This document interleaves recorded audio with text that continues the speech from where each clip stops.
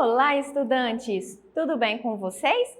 Espero que sim! Me chamo Jaqueline e sou professora de História da Educação de Jovens e Adultos. Na nossa aula de hoje falaremos um pouco sobre o direito do consumidor.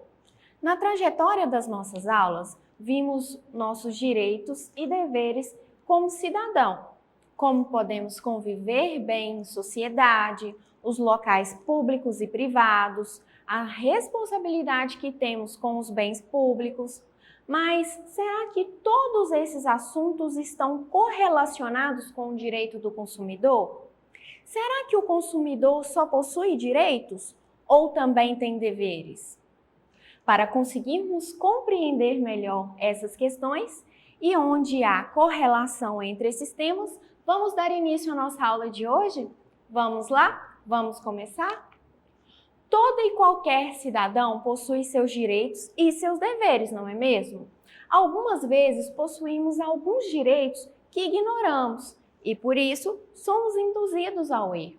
Por isso, é de grande importância o conhecimento do Código de Defesa do Consumidor. O Código de Defesa do Consumidor também é conhecido como CDC. Completou 30 anos de existência em 2020. Considerado um dos melhores do mundo, o CDC brasileiro foi criado em 11 de setembro de 1990, por meio da Lei de número 8.078. Reconhecido internacionalmente, o Código visa estabelecer princípios básicos como a proteção da vida, da saúde, da segurança, da educação relacionada aos consumos, tendo como objetivo determinar normas de proteção e defesa do consumidor, de ordem pública e interesse social. O Código foi implantado com o objetivo de garantir a boa-fé nas relações de consumo e na proteção ao consumidor. Alguns dos princípios do Código são: resguardar o consumidor contra a publicidade enganosa e abusiva, apresentar as informações gerais dos produtos de consumo, proteção à saúde e segurança, educação ao consumir sobre práticas adequadas de consumo, proteção contratual, qualidade e eficiência dos serviços públicos. Bom, agora acabamos de ver suas implicações. Vamos tentar compreender onde podemos aplicar essas implicações no nosso dia a dia? Inicialmente, falaremos sobre resguardar o consumidor contra a publicidade enganosa e abusiva. A publicidade enganosa é aquela que o cliente contrata algo e recebe algo que não é igual ao que contratou. Por exemplo, você escolhe aquele combo delicioso de hambúrguer com batata frita, refrigerante e um milkshake. Mas ao invés disso, recebe apenas o lanche e o mesmo não tem nada a ver com o que era esperado. Esse é um exemplo de propaganda enganosa. No artigo 6º do Código de Proteção e Defesa do Consumidor estão descritos os direitos norteadores da relação de consumo, informações adequadas e claras sobre diferentes produtos e serviços, com especificações corretas de quantidade, características, composição, qualidade, bem como todos os riscos que apresentam. Na sistemática implantada pelo CDC, o fornecedor está obrigado a prestar todas as informações de forma adequada e clara sobre o produto ou serviço, além dos tributos incidentes. Mas como assim tributos incidentes? Os tributos são impostos, taxas e contribuições de melhoria. São exemplos de impostos, imposto de renda, contribuição social, IPTU, IPVA, PIS, COFINS e ICMS. Para cada tipo de serviço, um tipo diferente de imposto. Os impostos cobrados para alimentos, que foi o exemplo que citamos anteriormente, o imposto que incide é o ICMS. Imposto sobre Circulação de Mercadoria e Serviço. Compreendemos melhor a propaganda enganosa. Agora vejamos como funciona a descrição dos produtos. No artigo 6º, o CDC prevê como direito básico do consumidor a obtenção de informação adequada sobre diferentes produtos e serviços, como a especificação correta de quantidade, as características, a composição, a qualidade, os tributos incidentes, em cima do preço e, concluindo, os eventuais riscos dos produtos que ali estão vendendo. Vamos prestar atenção aqui nessa imagem que eu trouxe para vocês. Nessa imagem que temos aqui, nós temos uma imagem de um produto e aqui todas as informações que o usuário deve estar atento quanto a elas. Aqui fala qual é o tipo do produto, fala a marca do produto, fala o tipo de tomada em que o produto deve ser ligado, qual é o consumo básico de energia desse produto, como demais características. Essas informações são desse produto específico, mas o direito do consumidor prevê que todo e qualquer produto deve conter essas informações. Outro fato super importante é a contratação de serviços que podem gerar algum tipo de dúvida no usuário. Sabe aquele contrato enorme e de difícil compreensão? Geralmente aqueles contratos por adesão, que são contratos padrões para todos os usuários? Antes de assiná-los, a pessoa que está contratando, ou seja, comprando aquele determinado serviço, tem o direito de receber esclarecimento de tudo que está descrito no contrato. Vamos ver aqui essa imagem que eu trouxe para vocês? Está escrito nela: cláusulas abusivas ao consumidor são nulas. Como assim cláusulas abusivas? Igual eu falei, às vezes tem lá aquele contrato enorme de adesão em uma linguagem que você não entenda, não compreenda. Caso aquele contrato não seja todo explicado para você no ato da compra e exista nele alguma cláusula abusiva, a cláusula que é abusiva, ela fica nula. Prestemos atenção quanto a isso. Ele não perde o valor do contrato. O contrato continua vigente. A única coisa que pode ser anulada daquele contrato são as cláusulas abusivas. Então, muito cuidado ao contratarem certos tipos de serviço. Peguem primeiro uma explicação prévia daquele serviço para não terem dor de cabeça posteriormente, né? A principal, a que sabe da legislação brasileira em vigor, mais precisamente o Código de Defesa do Consumidor, impôs diversas regras como forma de defender esses direitos, assim como diversas sanções para quem insiste em ignorá-los. A maioria das situações no nosso dia a dia são relacionadas ao consumo e por diversas vezes somos submetidos a alguma prática abusiva que podem lesar, em algum momento ali nós enquanto consumidores. Eu trouxe aqui para vocês 8 práticas abusivas que podem acontecer no nosso dia a dia. Essas 8 práticas que eu trouxe para vocês, nós vamos apenas pincelar sobre elas, falar rapidamente sobre elas. E posteriormente eu trouxe algumas outras práticas que nós vamos estar explicando na íntegra para vocês. Vejamos então aqui. Prestar um serviço sem apresentar orçamento prévio. Como assim prestar um serviço sem apresentar orçamento prévio? Sabe quando você está aí na sua casa, alguém liga ou já bate lá na porta e chega um condicional ou alguma outra coisa para você escolher e para você comprar?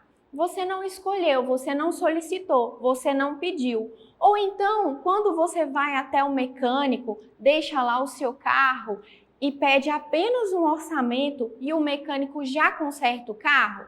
Não pode. É uma prática abusiva de direito do consumidor. Outra coisa, recusar ao consumidor a disponibilização de gravações e chamadas efetuadas pelo saque. O consumidor, ele tem direito a essas gravações. Então, essas gravações não podem ser recusadas. Hotéis e pousadas que oferecem pacotes de diárias no feriado. Como assim? Vamos supor que o feriado dê numa segunda-feira. Aí só o preço específico da segunda-feira que vai estar promocional. Poxa, a gente não consegue chegar numa segunda-feira e sair numa segunda-feira, não é isso? Então, eles vinculam o preço promocional apenas naquele dia. Também é uma prática abusiva. Deixar de fornecer informações de interesse do consumidor, tais como histórico escolar, registro médico, por inadimplência do consumidor. Esses serviços não podem ser suspensos para o consumidor por inadimplência. Eles têm que continuar sendo prestados. Aqui embaixo também nós vemos, restaurantes em sistema de rodízio que cobram multa quando o cliente deixa a comida no prato. Isso não pode acontecer, a não ser que seja extremamente expresso antes que você entra e consuma naquele determinado estabelecimento. Se isso não for expresso anteriormente à entrada e ao consumo, essa prática não pode acontecer. Outra prática também que vemos muito é dar o troco em balas e chicletes. O consumidor, ele não é obrigado a aceitar esse troco em balas e chicletes. Se ele quiser, tudo bem. Agora, ele não é obrigado a aceitar. Outra coisa, aumentar os preços sem motivos plausíveis. Como assim? Hoje eu fui comprar uma água mineral, um exemplo. Fui comprar uma água mineral, ela custa R$10. Amanhã eu vou comprar a mesma água mineral e ela custa R$20. Isso não pode acontecer. Isso tem que estar explicado antes e ser explícito antes. Os preços não sofrem tanta variação assim em tão pouco curto espaço de tempo. E por fim, enviar ou entregar produtos ou serviço sem autorização do consumidor, que é muito parecido com o primeiro caso que a gente citou, né? Às vezes a gente não contratou algo e recebe, exemplo, uma revista ou uma assinatura de alguma coisa ou algum tipo de condicional, algum tipo de promoção e posteriormente eles querem cobrar por esse serviço, sendo que você não fez a contratação desse serviço. Agora que demos uma pincelada nessas 8 práticas básicas de abuso ao consumidor, vamos ver mais algumas práticas que estão relacionadas ao nosso dia a dia e que às vezes a gente não tem muito conhecimento. Nós temos a cobrança indevida. Essa com certeza deve ser uma das coisas que mais acontecem com o nosso cotidiano, no nosso dia a dia. Você recebe a fatura de uma compra e a empresa acaba cobrando um valor maior do que o devido. Essas situações geralmente são complicadas e acabam por incomodar muito quem recebe a fatura com um valor maior. Quando isso acontece, você sabia que pode exigir da empresa a devolução do valor cobrado em dobro e com correção monetária? Sim, você não só pode, como deve exigir a devolução em dobro. Um exemplo, você comprou um produto por R$800 e na fatura do cartão a cobrança veio de R$1.000 devido a um erro. Assim, você terá o direito de receber o valor excedente em dobro, ou seja, ao invés de receber os R$200 que foi o valor errado, deverá receber R$400, que é o valor em dobro. Esse valor terá ainda os seus acréscimos. Como isso acontece? Sabe lá aquela conta de telefone que você contrata pelo valor X e quando chega na sua fatura de cartão de crédito chega com valor Y que você não contratou, às vezes até um valor maior. Isso não pode acontecer. E além de ser ressarcido, além de terem que devolver o seu dinheiro, esse valor tem que ser devolvido em dobro. Temos também a venda casada. Você já deve ter ouvido falar ou ter passado por uma situação de venda casada. A venda casada nada mais é do que obrigar o consumidor a comprar mais algum outro produto fora o que ele deseja. Um bom exemplo disso é quando você vai a um banco e solicita um empréstimo. E com esse empréstimo, o banco quer que você contrate também um seguro. Isso é venda casada. Isso é ilegal. Você não precisa adquirir o seguro. Você pode adquirir somente o empréstimo e pronto. O banco não pode obrigar o consumidor a comprar o serviço de seguro para que tenha acesso ao empréstimo. Não caia nessa. Preste atenção. Temos também preços diferentes no mesmo produto. Isso é comum de acontecer nos supermercados. Na prateleira tem um preço do produto e quando você vai passar pelo caixa, o produto está com preço maior. Você já deve ter passado por isso. Você sabia que você pode exigir a pagar o menor valor daquele produto? Isso mesmo, o supermercado é obrigado a vender o produto pelo menor preço. Nós temos também os defeitos de fabricação após a garantia. Os fabricantes são responsáveis por produtos que apresentam defeitos após o período de garantia. Esses defeitos são aqueles de fabricação, como uma tela que não funciona ou um botão que não funciona e alguns exemplos assim. O Código de Defesa do Consumidor é bem claro quanto a isso. Ele diz que o consumidor tem o prazo de 30 dias para fazer reclamação quando há defeito em produtos não duráveis. Como assim? Exemplos, fitas adesivas, comidas, esses produtos que não duram, dentre alguns outros. E 90 dias para produtos duráveis, exemplo, televisão, tablet, celular, dentre alguns outros. Além dos vícios aparentes, que são aqueles defeitos que a gente já detecta na hora, existem outra classe de defeitos, que são os vícios ocultos. Esses vícios ocultos geralmente demoram para aparecer e, nesse caso, o prazo é de 30 dias para o produto não durável e de 90 dias para produtos duráveis, começando a contar do momento do aparecimento do defeito oculto daquele determinado produto. Nós temos também a taxa de serviço de 10%. Você sabia que não é obrigado a pagar 10% nos bares e restaurantes? Pois é, a taxa de serviço de 10% sobre o valor consumido em um bar ou restaurante não precisa ser paga, ela não é obrigatória a ser paga. Você pode pedir para que esse valor seja retirado da conta e pronto. O pagamento dessa taxa de 10% é opcional. Você paga se quiser. Fique atento com relação a essa cobrança na sua fatura. Passagens de ônibus. Você já comprou uma passagem de ônibus e por algum transtorno ou qualquer outro motivo você precisou desistir da viagem? Essa passagem é válida por 12 meses a partir da data que está na passagem. A utilização poderá ser feita apenas para o mesmo destino, sem cobrança adicional, mesmo que o valor da passagem tenha aumentado. Mas atenção! Para poder utilizar esse benefício, o consumidor deverá comunicar à empresa de ônibus com, no mínimo, não pode ser menor que 3 horas de antecedência do embarque. Outra coisa que acontece muito enquanto consumidores são os valores de produtos ou serviços diferentes para clientes novos. Geralmente, você vê operadoras de TV a cabo e telefonia fazendo preços promocionais para atrair novos clientes.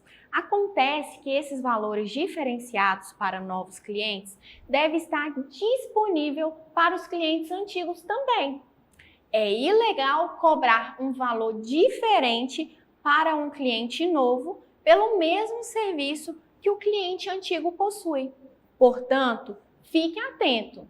Você pode se deparar com alguma publicidade de prestadora de serviço, como telefonia ou TV a cabo, com valor diferente para atrair um novo cliente. Então, vá lá e exija o mesmo valor para o serviço que você já tem também. Agora que conseguimos compreender um pouco mais sobre nossos direitos enquanto consumidores e lembramos, como eles são, como devemos proceder, como podemos fazer caso ocorra, vamos para a nossa atividade de casa? Agora é com você. Em seu caderno, eu quero que você faça um breve relato sobre a importância do Código do Consumidor. Como assim um breve relato sobre a importância do Código do Consumidor? Nós vimos aqui diversos fatores e diversas coisas aonde o Código do Consumidor nos ajuda, não é mesmo? Então eu quero que você faça um breve relato sobre isso no seu caderno, ok? Por hoje é só, eu vou ficando por aqui e aguardo você na próxima aula. E para acessar a plataforma SMED GV, aponte a câmera do seu celular na imagem que aparece no canto da tela. Acesse nossas redes sociais e se inscreva em nosso canal do YouTube SMED GV. Até a próxima aula!